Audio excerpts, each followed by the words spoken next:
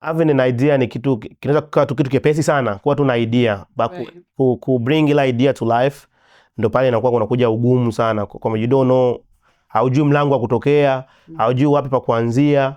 Kwa hiyo kuja tu na idea ya Dafesta. Dafesta kuna watu wengi ambao wako behind the idea, na nafikiri Dafesta ni kitu ambacho kilikuja kwamba cha Waafrika, as you said, sio tu based kwamba Congolese ama Burundian ama Rwandese ama nani. Ni platform ambayo ilikuja tu kuweka kwamba ni ya Waafrika wote kwa ujumla. Kwa hiyo kuja na idea kama hiyo ni idea ambayo first of all nilipresent kwa my own brother. Nilipresent hiyo kwa kaka yangu, and then kaka yangu na akahusisha his friend. Kwa hiyo hapo the cycle ilianza ku grow big and big and big and big, na ilikuwa tu idea ambayo inaweza tu kawa simple kama kitu tunavisikia si wenyewe kwamba nataka nifanye kitu kama hichi. Sasa kujua njia ya kutokea hapana, kunakuja kwa nini? Kunakuja kuwa ugumu kwamba hichi kitu na kitoaje kwa watu ili watu waweze kufanya kukielewa. Na kitoaje kwa watu waweze kukiamini.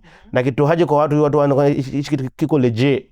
Kwa hiyo kuweza sasa kukitoa hapo ndio kunakuja nini? Kunakuja kuwa ugumu, lakini ile tu kusikiza tu idea nini.